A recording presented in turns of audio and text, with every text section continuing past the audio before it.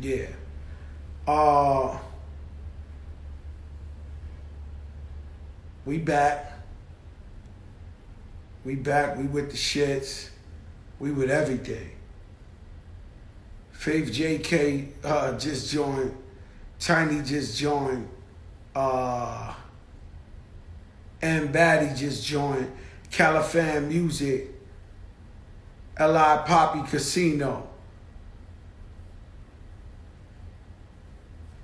Let me see if my brother's on here yet. Not yet.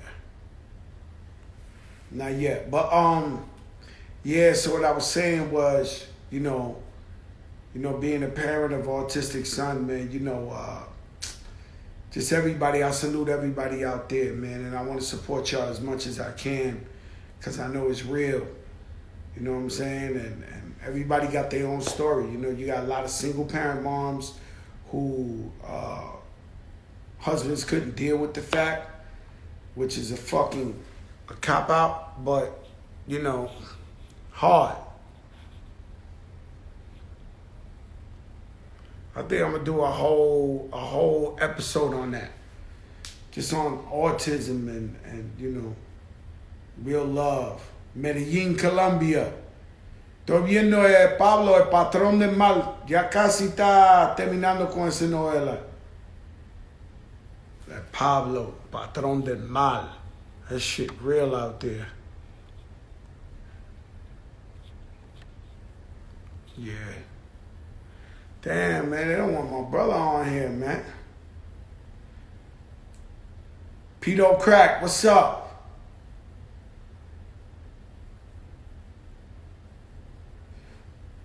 Yeah, let me see the brother here. There you go. Got it now. We got it now. We for the people.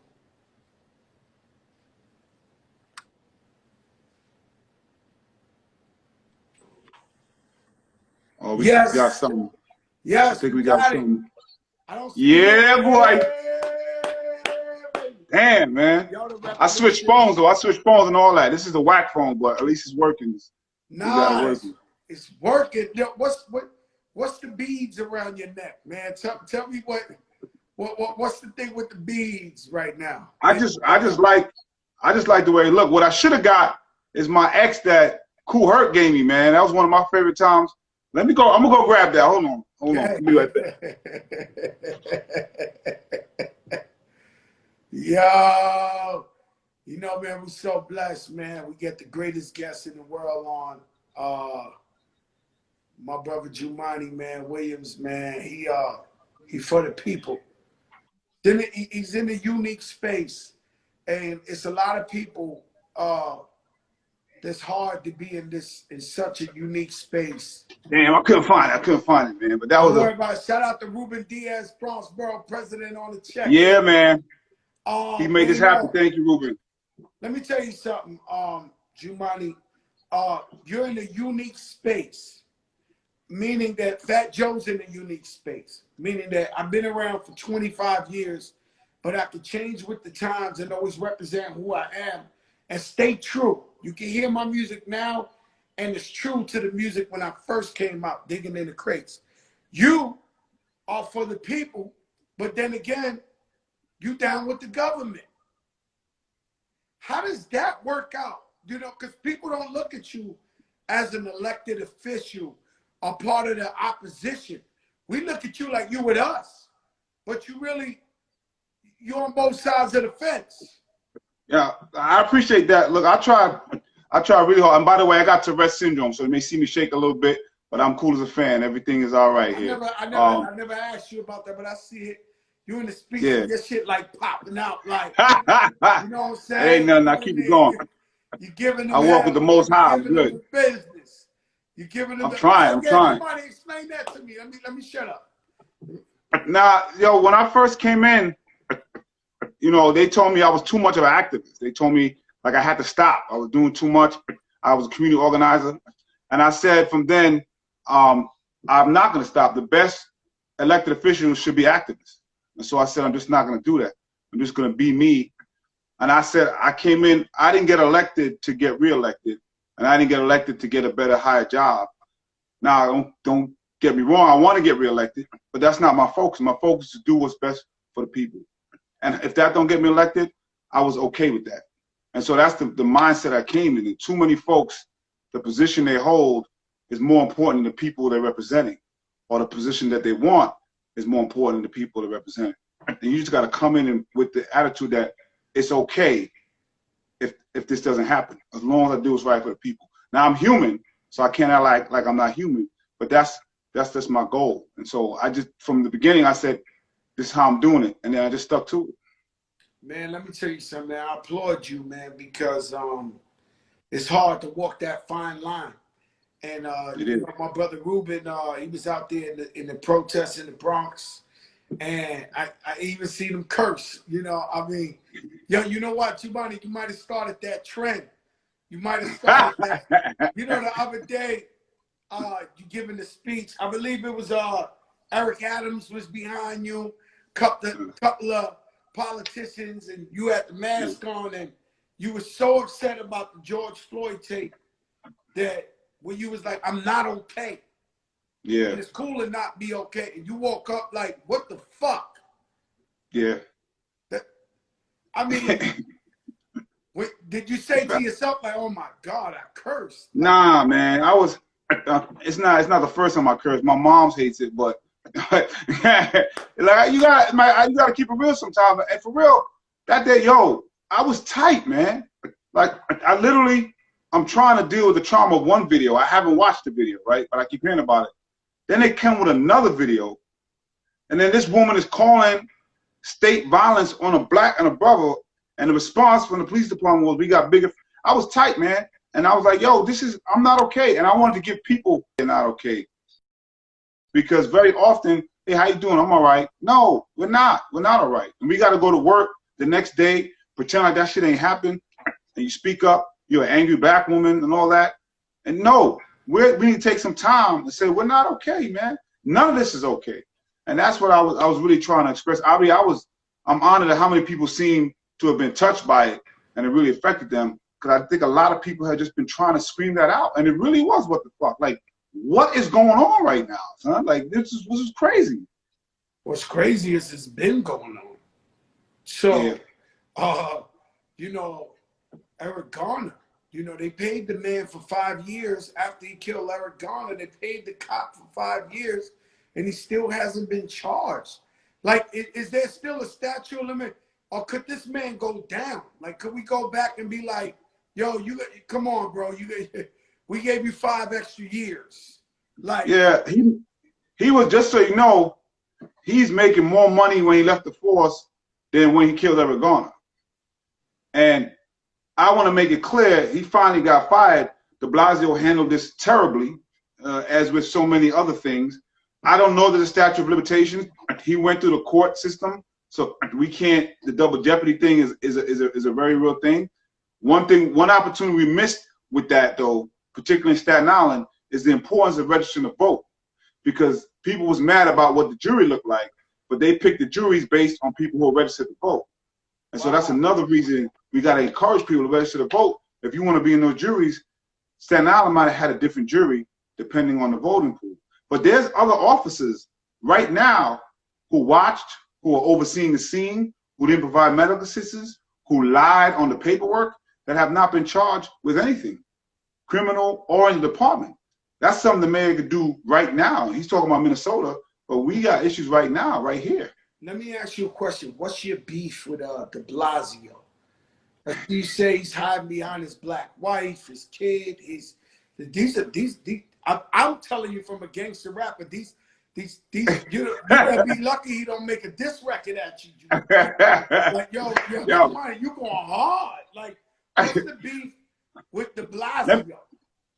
I got beef with de Blasio and Cuomo. I'm just gonna say that. But let me say this, right? Because it was a moment of anger, right? I spent 2 or 3 days in them streets. I'm the highest ranking black elected official in New York City. And I saw what I saw. To be honest, and I have to be honest, if a protester had told me, maybe I wouldn't have believed him, because it was so crazy. People marching non-violently, getting whooped. Like, that really happened. And the man spent 2 or 3 days after he failed to address the protest properly, telling me and others that we weren't seeing what we were seeing, and I got fed up. If I had to do it over again, I would keep the same sentiment, but I probably would say something like, he uses his proximity to black people. He uses his proximity to blackness a lot in many different variations without giving the commensurate reforms that people have expected. That's probably how I would have rephrased it. You know, when de Blasio got elected, I said to myself, man, he got a black wife. He got a half black kid. Maybe this guy, you know, and I thought in hindsight, you know, you deal with it every day politically, right? I deal with a bunch of stuff. But in hindsight, I was saying, yo, maybe this guy's a good guy. He's taking care of the people, but you don't see it that way. So that's what we all thought. I endorsed him. I endorsed him twice. We all thought of the people who were there. You know, I was looking at John Lewis, another story. Some things happened in the campaign. But of the folks who were left, he was the man. I had 2 bills at that point dealing with the abuses of stop, question, frisk. He supported both bills. But in hindsight, I should also remember he came on really late. It took a while for us to convince him to even get on those bills. But once he did, and he was the only candidate that was on both bills. And he spoke the right thing. He said the right thing. But in hindsight, we may have gotten duped. I don't know, because there's things that we expected from this man that just didn't happen. And if they had happened, some of the things we're seeing now may not have happened. And you go look back at the pandemic, he failed miserably. The governor failed miserably. We have the worst. Break that down to me, because I'm a huge fan of the governor. I hear you. No. Yeah. I'm being honest, because when the hurricanes hit Puerto Rico, he was the only guy I seen out there talking about, let's go, Joe. Let's do what we got to do for the people. And so you explain to me, like, how did the governor fail us in COVID-19? Like, what's the problem with I will. And I don't want to mess you up, so let me know when, you know. Ain't messing me up. I don't care. What are you talking about? All right. But I'm going to tell you the facts about it, because we have the worst corona rate on planet Earth. Just want you to know that. On planet Earth, we're the worst. And the decisions the governor and the mayor made us send corona all across the country. And there's a few things that happened. And I don't want to hear them say there was comorbidities, because anything that these communities have, they had before. So you should have planned when you heard it was coming. And you had how many years as governor to address it, and you never did. But on top of that, when it hit, and I was the first agency to send their people home and say we need to shelter in place, like San Francisco. Once I started information coming, we all messed up at the beginning. Then we started getting information. I pleaded with the governor, the mayor, shelter in place. We got to shelter. They just wouldn't do it. The governor said we're going to turn the dial, 25%, 50%, 75%. All those days cost lives. And then the mayor finally, we got him to say shelter in place after he wouldn't shut the schools down, after he wouldn't stop the parade. The governor said, I don't want to call it shelter in place. That sounds like Nazi Germany. He spent 2 days coming up with this stupid pause when we needed a full stop. After he announced his pause, he spent another 2 days before pause went into effect. The people I was working with said that time cost possibly in the back end 15 lives per hour. He didn't act bold enough, he didn't act swift enough, and he didn't adjust with the information we got. But it gets worse. And so I applaud both of them for trying to get resources from this crazy president. Got it. But what we did get, we handled terribly. So they had this telecommute, everybody telecommute. But that means some people who are able to telecommute will. And so the higher end jobs, the wealthy neighborhoods, they did that. They have networks that can get stuff delivered to them, or they moved and went to the Hamptons, so much so that the rent went up. But the rest of the folks couldn't. 75% of essential workers, who were the ones that had to go back to work, were black and brown. 75%. So right off the bat, you said, you black and brown people, you can't telecommute. You have to go to work. I was begging for a shutdown. We need a full shutdown for a week or two to get a grip of this thing. Not only that, he said 75% of black and brown workers. He sent them out with no PPEs.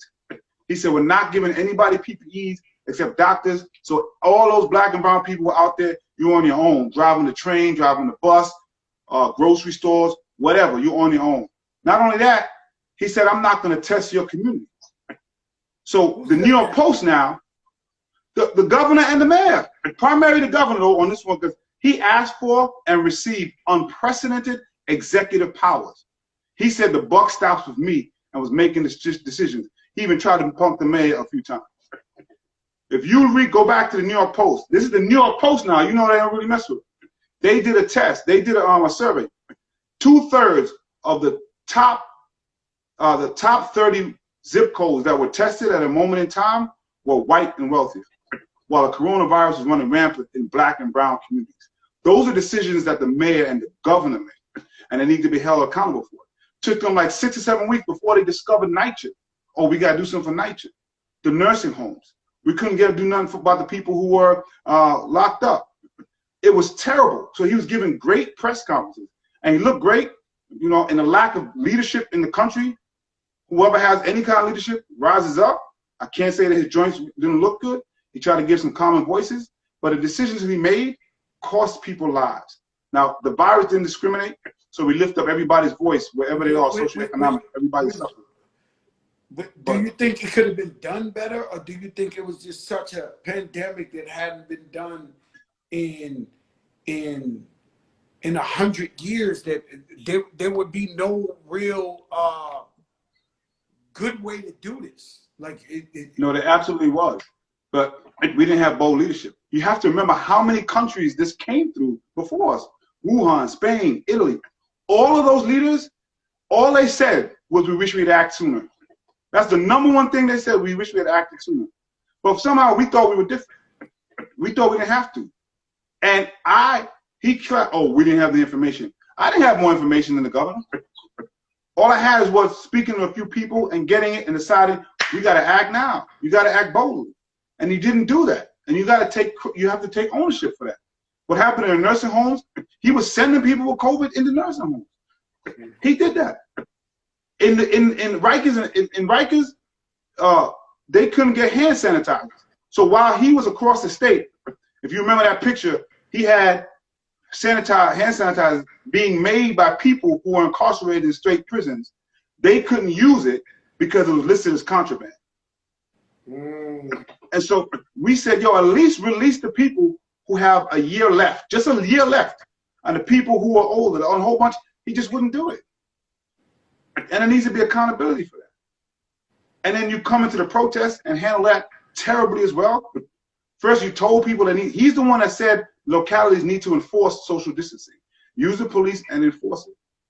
So people need to pay attention. Who is in charge of, like, do the police run themselves? Or like, who's, no, I mean, like, who's in charge of the police? Who can make a phone call, tell the commissioner, yo, check this out, we ain't going for that?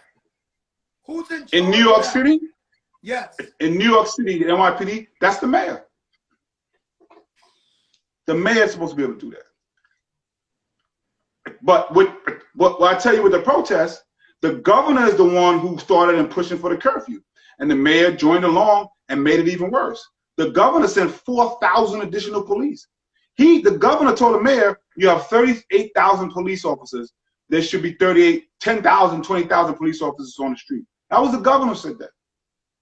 After he told the mayor, you have to enforce social distancing. That's how people started getting slapped up. So, I'm not going to take away good things that people did in Puerto Rico or other places, but you need to balance it out. That man has done some things that have cost lives, especially in the black and brown community, and he gets away with it over and over again. I'm just not going to sit by and watch it happen. And this COVID-19, I see you out there in the streets. Although you have your mask, are you worried about all these thousands and thousands of people protesting? They got me. I've been in the house for 4 months. So, yeah. So when I look at the protesting and I want to be there, my family won't let me go. Like, my heart is there. I want to be there. But my family's like, yo, what's up with the COVID-19? Because, I'm pre-diabetic, yeah. So it's like, yo, Joe, you at risk. You can't come out there. You can't. But what happens if in 3 weeks COVID-19 is still going down and we saw millions of people in the street? What does that mean? So, one, I'm concerned. There's no way around it, right? But you want to minimize risks.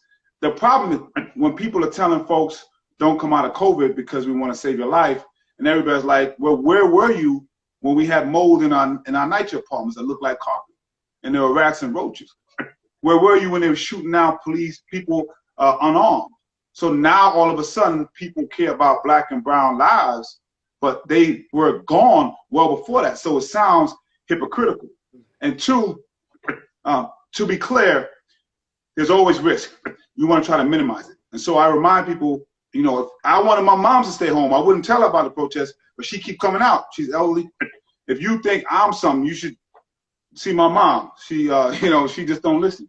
I heard your speech where you had her behind you, and you was like, she the one who put me on to the protest. Yeah, for real. No, I know. So she's out there. I know what that is. I like, if you know, Mom Duke's active. Yes, sir. So, but you have to remember, everybody's outside. So the danger can come. More dangerous when you're closed in, when you're in an office, when you're in a train, when you're locked in, and if you don't have those masks on, and you're doing things that are risky. It's less risky, even though yes, there's more people out there, but they're out in the open. They do have the masks, and more often than not, they're all facing the same way. So I'm concerned. My brother Nori keeps calling me, going na na na na na na. Come outside, Joey. Come on, him and his crew singing, "Come outside, Joey." But I mean, I still would recommend people who have underlying conditions, if you can stay home, stay home. But we do minimize the risks. I will tell you, 95% of the people protesting have masks on. It's incredible to watch. The people who don't, half of the NYPD don't have them. And that's a problem. Like, it's crazy to watch out there. Yeah, you know what's nuts is I went to the supermarket yesterday, and everything was beautiful, but everybody had a mask on, right? I mean, you know, me and my wife, we was doing it since it started. We had to go to the supermarket, and we were wearing masks, and our neighbors was looking at us like we was crazy. Supermarket was looking at us because, you know, you either believe the Donald Trump news or you believe this. So you know, Trump was never wearing a mask, so all my white homeboys was walking around like Rocky, like, you know, they can't catch the COVID, right? Believing Donald Trump. Then you have CNN, who's drowning us with the COVID. But now everybody's doing the right thing, but it looks weird. I'm in the supermarket, everybody got a mask on. And it feels like, wow, like this is the world. That's where we at. But remember, we used to look at China like they were crazy. People walking around the mask, and it's, you know, now look at us. They had it right. Every time I got on the plane to see an Asian person with the mask, I was like, yo, these people are fried, B. Like, nah, for real. And now everybody got the mask on. They was right. They was right. And we was hit, even when the COVID started, shout out to the Asian community, because we was hitting them kind of hard. They have some of the lowest COVID rates in this city and the state right now. They have the lowest. Everybody was trying to hit them on some anti-Asian stuff, but they was doing it right. Everybody else was doing it wrong, and we wasn't getting the resources that we needed. By the way, when I come home, I mean, I keep that mask on. I try to keep, if I'm in a crowd, I try to keep the N95 if you have it. If not, whatever you have, because everybody wears somewhere, all right. But I come home, clothes off, go in the washer, shower, wipe everything down. So with my Tourette's and ADHD comes a little bit of OCD. So this is the time for OCD. So that helps out a little bit. So, you know, sanitizing when you come home is also helpful. Doing whatever you can to minimize the risk. So me, I'm over paranoid. You got the wrong guy. I wear the gloves. I wear the mask. I sanitize the gloves like in his hands. Like, I don't even touch nothing or nobody that I don't run right the sanitizer right on the spot. Like I can't. Like the other day, I gave Puff Daddy the elbow, And without him knowing, I threw the sanitizer on the elbow right quick. Yo, you can't be too careful right now. This is the time. OCD is king right now. This is where you gotta go overboard for a little bit. Yeah, and we gotta reopen very slowly. So the thing is opening up, right? So yeah, I see here in Miami, we've been open a week. People in restaurants already is like ram-packed. They supposed to only have 25%, but it's to capacity. And I got friends who've been out 5 days in a row to the restaurants. Yeah, Florida's doing too much. There's a lot of people doing the most, and that's a problem. So I'll be more concerned, and we've seen spikes, I think, in Florida and other places, and I'm more concerned about that than the protests because restaurants are closed in. Oh, my fiance just jumped on. India, I see you. She just jumped on. India was good. You should have been on. She's here. She just come say hello. Come say hello, India. Come say hello. But so I'm concerned about them closed spaces. Like that's the thing. Like I think we can and have folks be outside a little bit, maybe have some tables, some space, put on your PPEs, but indoors like that, and it's bad. And you know, protesting, you're not talking to people like that. So if you're going out and you're talking, and a lot of those folks don't believe in wearing masks sometimes, and so you see some of those spikes, and they open too early. We should have shut down quick, and then open really slowly. And so I kind of like the way they're doing it in New York. I think they might be moving a little bit too fast. The problem is, whatever we do today, you don't see that impact until 7 to 8 days later. It takes a while to see the impact. You know, the problem is, Jumani, the whole world saw 1 million people in the street. And that, you know, we went from a culture of where we were stuck in our house for 3 months straight to where millions of people in the street, jumping up and down, this. And so now people are thinking, it's over. COVID is over. We in the street. Hey, what's up, mama? How are you? Man, I see you. You proud of this guy, huh? You taught him well. Absolutely. Absolutely. I see you at the speech. Love you, mama.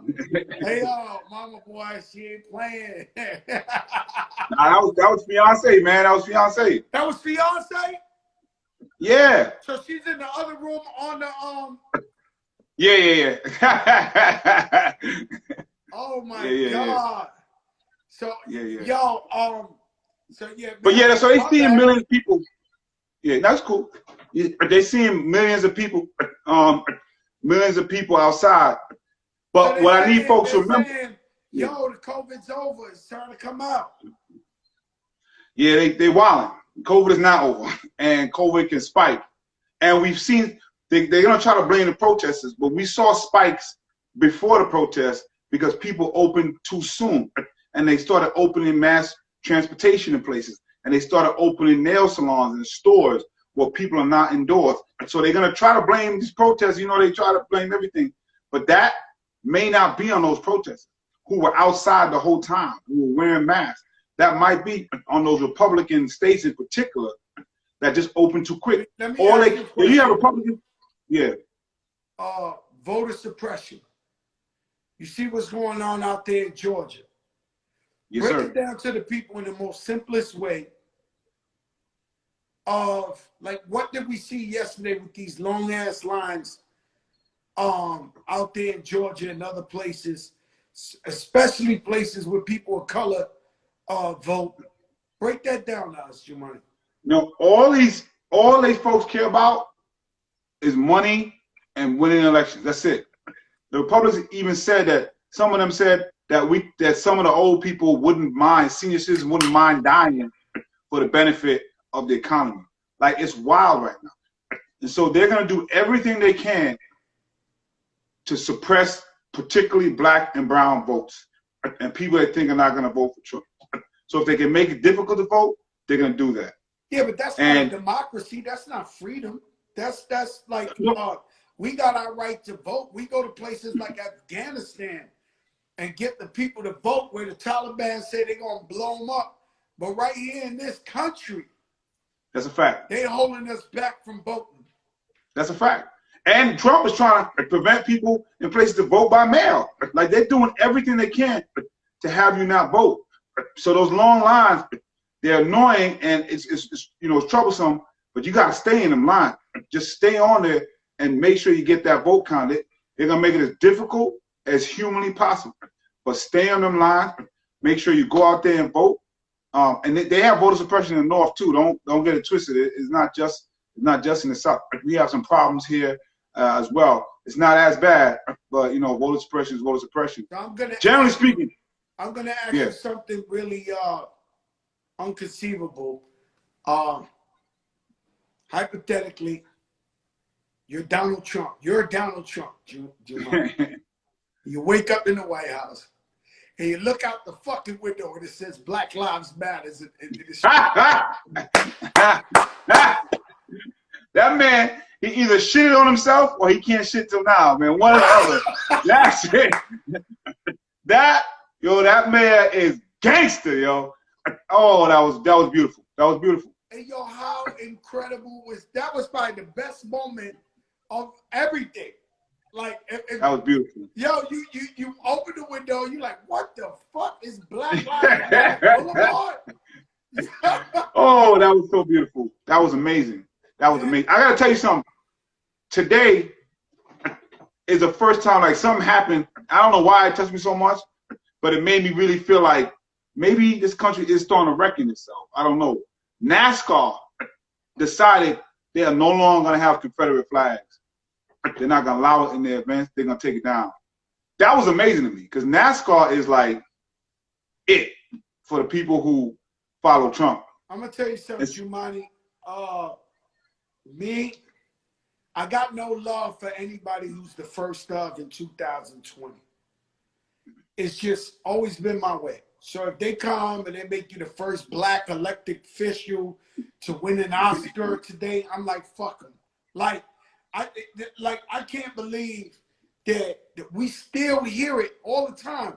The first African American to win the yo, you've been fucking us, man. Yeah. Yeah, for real. And that's how I look at it. Like NASCAR, you gonna tell me, right, that you know that flag represents slavery and oppression to the purest form, and you still flying that shit? And I agree. You know, I don't disagree. I know what you're saying. And then the flip to it is like, listen, Joe, let people grow. They're recognizing what's going on. Because we can't tell people, you don't fuck with us, you ain't with us, you ain't this. And then when they do it, we tell them, hypocrite, you ain't been rocking with us. You ain't been, you know? But it don't erase what they did. And I'm not like a big NASCAR fan, but for me it was like that might signal something. If NASCAR doing, because all they do is Confederate and Trump supporters and all that people. All they did was that. And if they're saying, hold on a second, I'm like, maybe let me wait. Donald Trump's a New Yorker. New York is the most diverse state in the country, right? You got a Polish area, you got a Korean area, you got a Jamaican area, a Puerto Rican area. It's the most diverse. It's the one place where Jews and Muslims actually get along, right? And and how does this guy who was around us all these years turn into like the leader of white supremacy? Like, I mean, it was in him for a minute. I mean, people forget that he wouldn't let certain people in his place. He was discriminating against them for a while. He's a liar. He's a buffoon. He's a bigot. He does what, like, first of all, he's not very intelligent. People confuse being rich with intelligence. That man is not an intelligent human being. He just isn't. And he is a bigot, and he must have always been a bigot. And that he decided that he wants to win so much that he doesn't care what he says, how he says it, as long as he says it to win. And that is so dangerous. But this country has to reckon with the fact that they elected him. Nothing he's saying now is new. It's not like it's not like de Blasio when he switched up on us. He came and said, this is who I am. This is what I'm presenting to you. And the country said, yes, we want that. But you have to remember, that's the price we have to pay for electing Barack Obama. Listen, let's not put de Blasio. I don't even know him or his wife, but let's not put it in the same reference as this guy. Well, no. Because I need to be clear. I'm a Democrat, but Democrats have been part of the problem. There are cities, including this one across the country, break it down. Where Democrats, break that down to me. Break that down to me. Democrats who are mayors, Democrats who are governors, Democrats who are heads of city councils and stuff like that across this country, and black or brown people are suffering just as much in those areas. So they can't get absolved of this. You look at the response of this mayor and this governor to the protest. We didn't have rubber bullets and tear gas yet, but we was getting there, and they just have a smaller army. So Democrats suffer from the same incumbency protection disease that Republicans suffer from. And we've seen, we had Democrats here. So when we see Kanye West in the White House, it's my favorite rapper.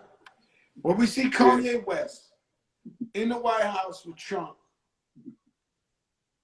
he's alluding to this. Like, so we looking at him like, sell out, fuck you, yay, I'm gonna burn down my Yeezys. But he's sitting there with Trump saying the same shit you saying, like, yo, these Democrats, they're bad too. Like, you know, they're not looking out.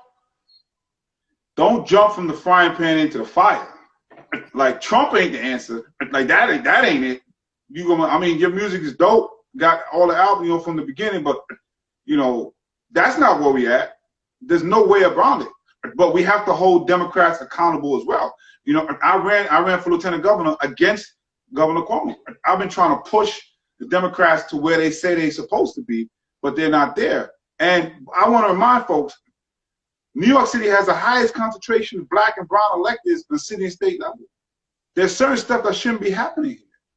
But we get into those spaces, well, you know, and we want to protect them. You guys, I could talk because I know, and I hope Reuben don't get mad at me, but, you know, I've been telling Reuben Diaz to go for mayor. I mean, he's not now, but to go for mayor for 8 years, right? Mm-hmm. And Reuben's a good friend of mine, and his father's elected, and he just listened to these people, right? And I'm like, yo, Reuben, you got to make the move. I'm behind you. We're going to make sure, you know, you get me. You get Jay-Z. You get J-Lo. You get Puff Daddy. You got, like, bro, I'm behind you, like, on another level. Like, let's go. But Reuben want to follow the system. Yo, they said I got to wait 6 years. Yo, it's some shit in this Democratic, especially in New York, where you got to wait your turn, let this guy, and you got to sit back when you know the guy they telling you to wait for is going to lose anyway. I mean, it's a fact. And Reuben's dope. We get along, you know, from Brooklyn. He's from the BX.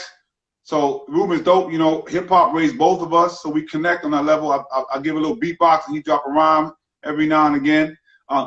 But, I mean, that's right. I mean, the way I came up was different than him, so it's a little different. I actually ran against an incumbent. I ran against a county-backed person.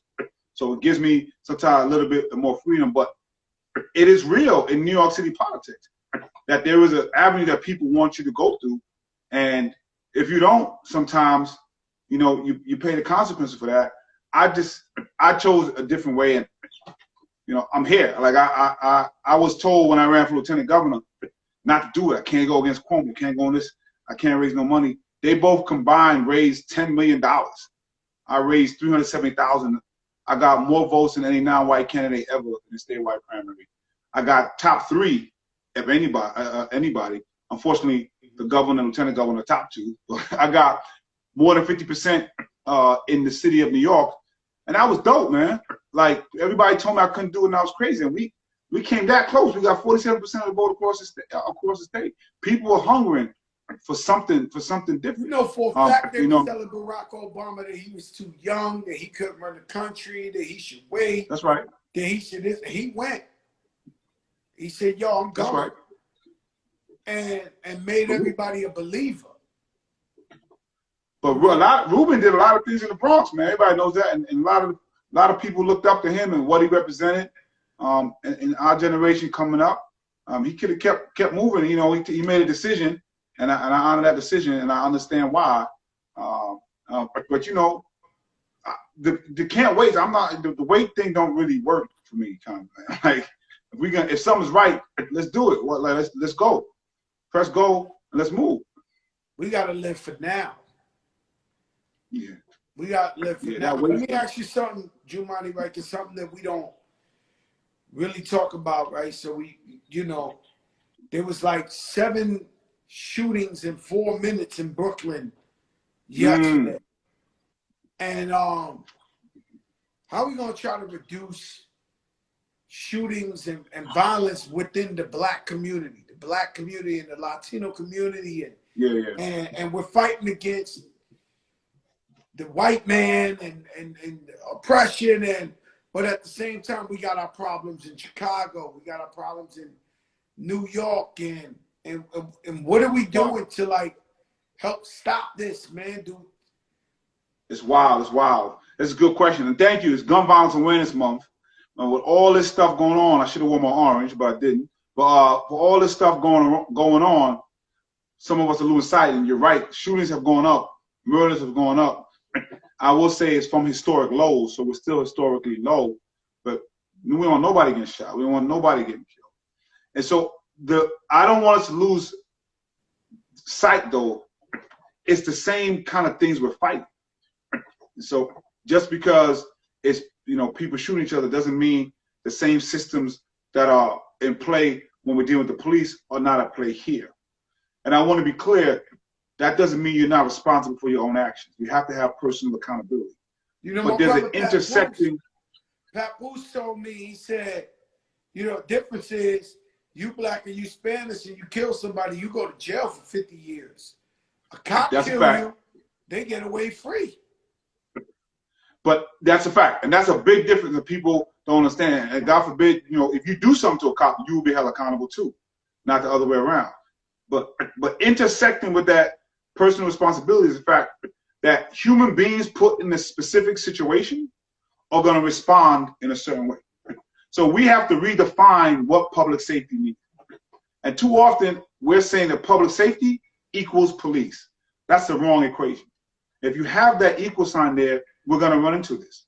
The communities and the spaces where they have safe, affordable housing, where they have access to mental health and safe, affordable health care, where they have access to quality schools, when they have access to jobs that could put healthy food on the table, and they have those options, public safety looks a lot different. We actually know how to do this. If you go back decades from now, there were young people shooting each other. They were getting to gun battles with the cops. They just came from Europe. You know that movie Gangs in New York? That was European people. And the social elite at that time, they said, yo, look at these young people, it's crazy is going on. We need to help them. They need social mobility. They need upper mobility. They need education. They need schools. They need jobs. The biggest expansion of CUNY happened during the Great Depression because people knew to get out of it, we got to help educate them. So the violence is not new. When the complexion of who's committing the violence changed and became black and brown, the response was, oh, these people are victims of their own self-destruction. And so if we're going to help them, the only thing we're going to send is police. That's a very real conversation. And so I always tell folks, one of the problems is we're not trying to fix a broken system. The system's working how it was designed to work. If the people who founded this country woke up, they probably say, I don't know why you had a black president or why women are voting, but otherwise, very good job pushing forward what we put in place. And so the issue is we're not fixing a system. We're trying to replace an entirely new system. And so those are conversations we have to have all at the same time while holding people accountable for shooting up the street. But you shouldn't have the personal accountability discussion without having the intersection structural problems, which is why we're saying now, let's take $1 billion from the police department that has $5.6 billion and distribute it into the systems that have been problematic. Let's put it into the violence interrupters. Let's put it into getting some mental health. There are things that we know that cause people to respond a certain way. Man, if you're stuck at home no job, your parents ain't got no job, you're messing up in school, somebody you know got shot, this, that, and you stay home, you never leave the block, you come outside, you got your sneakers, somebody step on your shoe, that response is going to be a lot different than somebody that doesn't have all that pressure all the time. And so that's how we have to think about it. But when it's black and brown, we always tend to, all we think about is police, lock them up. And if that was going to solve the problem, it would have solved it already. Yeah, let me tell you something, Jumani. A lot of people been on this show. I think you dropped in that last 7 minutes more jewels than anybody that has been on this show. And we've had candidates for president. We've had anybody you could name. That last 7 minutes is the mathematics of today. So I don't even want to ask you another question because what you just said, no, I'm being real. I have to ask you one more, but the way you broke that down was incredible. It was facts. It was on the point. Your top 5, Jumani. Your top 5 favorite rappers. Before I get to that question, I want to say this because this is important. When you're having these conversations, I want people to understand, you do not have to be a racist to continue a system that is racist or bigoted. You might be, we never take it off the table, but I always want to make sure it's clear that you don't have to be a bigot. You don't have to believe in this to be benefiting from privilege. And none of us are responsible for the system of privilege we got, white, black, brown. But all of us are responsible for the system we give to the next generation. And I think that's something that everybody could grab, do what you can with what you have where you are. The top 5 joint, man, I try to avoid that like the plague, man. Come on, but I'm going to try. I hear you. Yo, listen, but hold on. Rappers that on my top 5, Jay-Z's the top 5. He's number 1. No, so, hold on. I'm just saying. All right. You at least got some Brooklyn guys. You safe, man. They're gonna elect you again. Don't.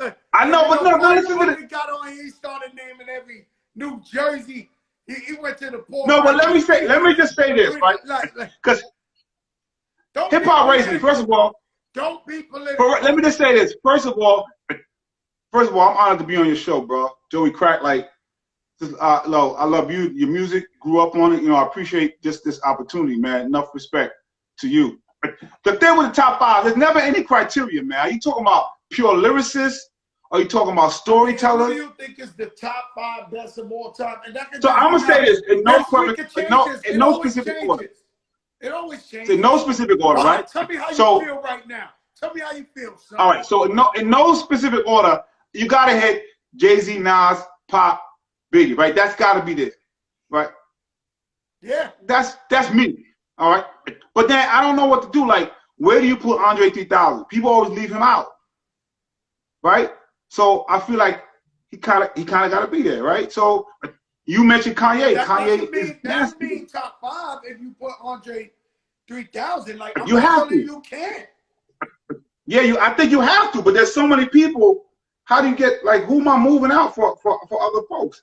And what's your body? You're moving out Kanye. You're moving out Drake, who's probably the biggest hit of the. So, and I was gonna say Drake. People be leaving Drake out. You're moving out Rakim. You're moving out. But that's what I'm saying. And then how much body of work? Listen, bro. I'm from New York City. I've lived in Miami a long time. I've had this argument every night in the studio for a million times. The guys in Miami, they think it's Andre 3000 is better than anybody ever rap. It's like I see. Something crazy.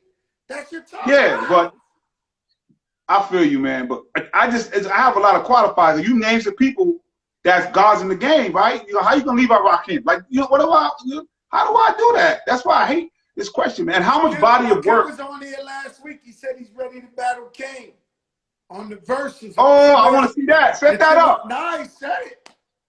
He said Set that up. Set that up. Nah, I'm trying. You do that, man. Set that up.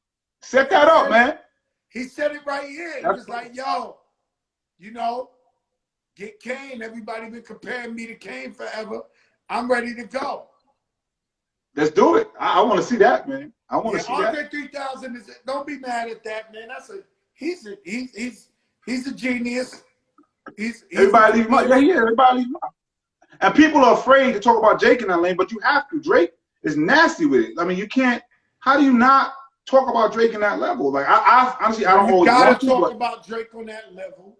And when they want him to get ignorant, he proved he can get ignorant. When you challenge him and you battle him, he's ready to go. Weezy is nasty. Like, Weezy is nasty with it. I mean, like, that's what I'm. How much body of work do you need? Like, when do we start? When does the day come when we start talking about Drake or you know, Damn and the album Damn? You know, there's so many Kendrick Lamar. Like, when do you start talking about that? How much body of work do they need before you have to start bringing? Body of work enough. He got. Yeah, he does definitely. He's been around 10 years, and he's been throwing out nothing but number ones.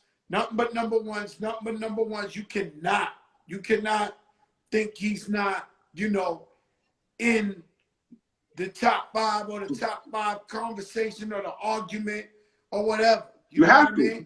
And people get mad. I'm like, no matter what you think of him, you can't talk. The skills is the way I got it is there's rappers, then there's the gods, the hieroglyphics.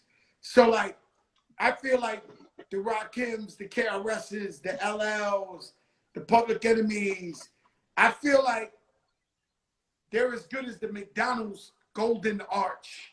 Like, I can rock with that. So we could put them in a box. Yeah, they're like over a billion served. Like them, those guys, like, you know what I mean? Like the Big Daddy Kanes and all of that. Like, to me, maybe it's because when I was growing up and I wanted to be a rapper, that was who I was watching, and they were setting all these trends. And then now when we talk about top 5 and you mention names that I've done work with, or, you know, I don't value them as much as I value, you know, the untouchables, you know? I think that's a better, if you can have this conversation and say these people are untouchable, then okay, then I can throw some people in the untouchable box and then have an easy conversation. I don't want to leave these people out. That's like, who's the best speech writer? You gotta, Dr. King, Malcolm X, you gotta put them in a thing and then start talking about other people. And so I get that. This is the first time I've ever answered that question, by the way. I have to because it's your show. I try to moment. Don't feel bad, man. AOC went in. AOC went in. Word? What is she? Oh, I gotta look back. AOC I want to see what she said. She got a top 5. That shit went viral. Oh shit. Yeah, you know, that shit, I couldn't get that off my Twitter for like 2 weeks. Like, they was bugging. Can I ask you a question? Can I ask you? Yeah. Can I ask you a question? Yeah. I want to know what triggered you, and when you start saying, I got to be a little bit more conscious with my conversations. I've always been this person. I just, I never did it personally in front of people. So like, so Fat Joe the rapper, I'm a gangster rapper. I love talking shit. I don't know how to be a nice guy when I make my music. So if you look at Lean Back, it was 47 weeks, #1. It was like, I don't give a fuck about your faults when this happens. We from the Bronx, New York. Shit happened. Like that's me in the character Fat Joe the gangster, Joey Crack. Now Fat Joe, Joseph Cartagena, has always been a family man, has always cared about his community, always cared about his people.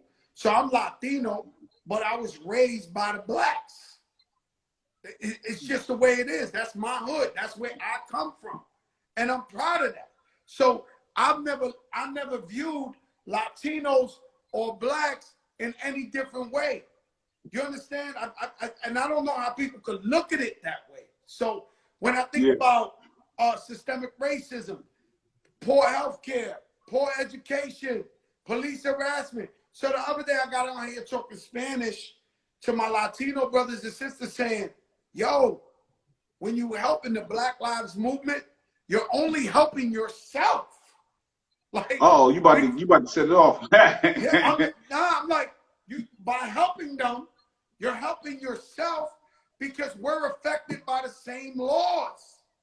Yeah. So consciousness has always been in me. I marched with Reverend now for Amadou Diallo, Alan Louima. I've always been out there voicing my opinion. Me and you, we was in front of I don't think I believe him. The police commissioner, when Lisa Evans set that up. Yeah. And so he tells me,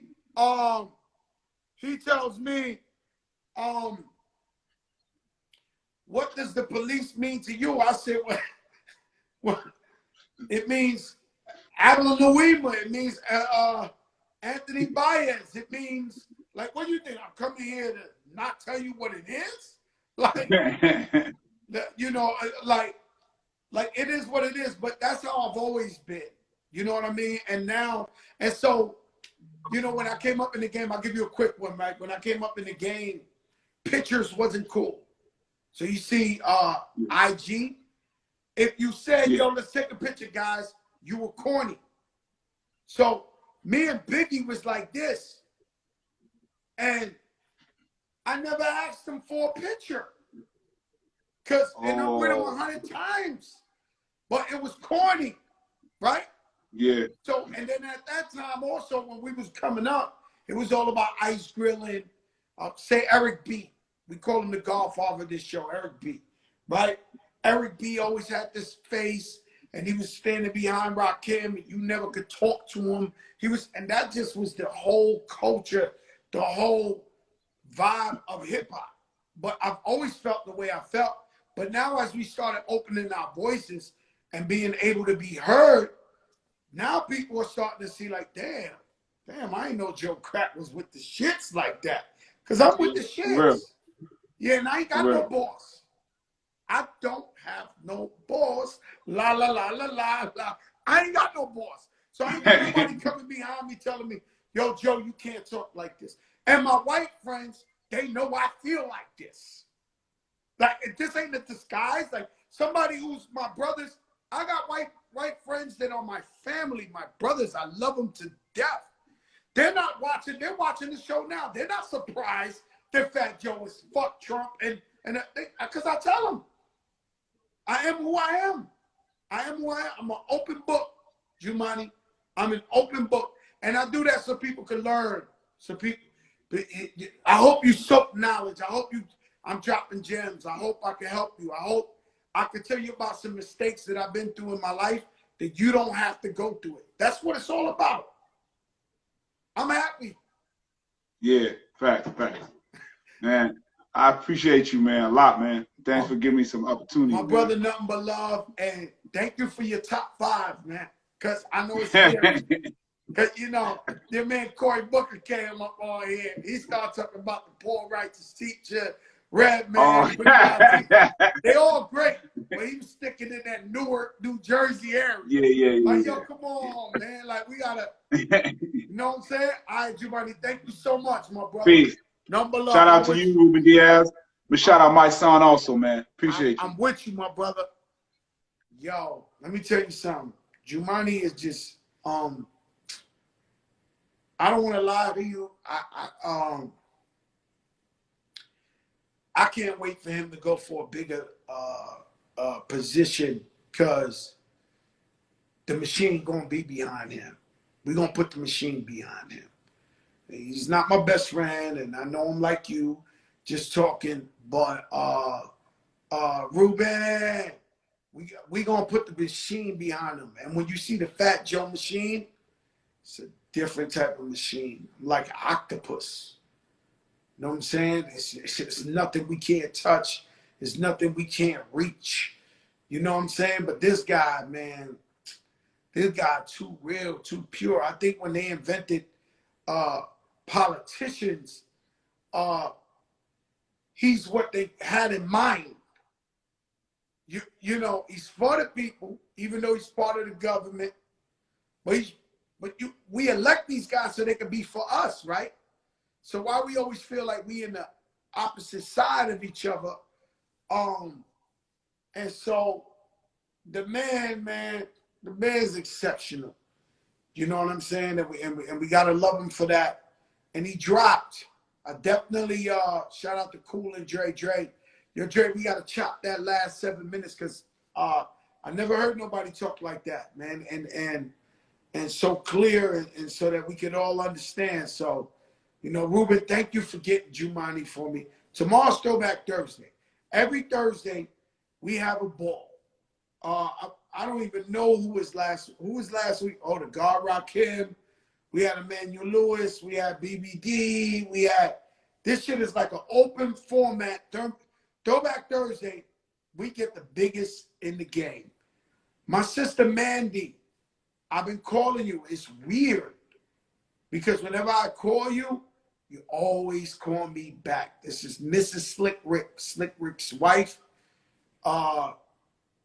You've been summoned, man. We need the ruler. We need the ruler on my show. One of the greatest of all time. We need the ruler on the Big Joe show. So we had Chuck D, we had Dougie, we had the God Rakim. You know, everybody I reached out to KRS-One. When he's ready, he'll do it. He's my idol. He's my brother. You know, of course I reached out to KRS-One. But anyway, guys, love you guys. See you tomorrow. Put God first. God is the most important thing. And keep the faith and be safe. You heard Jumani say it himself. The COVID's still out there. Don't be crazy and be walking around there thinking that it's all good, and you know, because it's not, man. So take that COVID serious. Peace, y'all. Joe Crack, the biggest show. And you know who I know.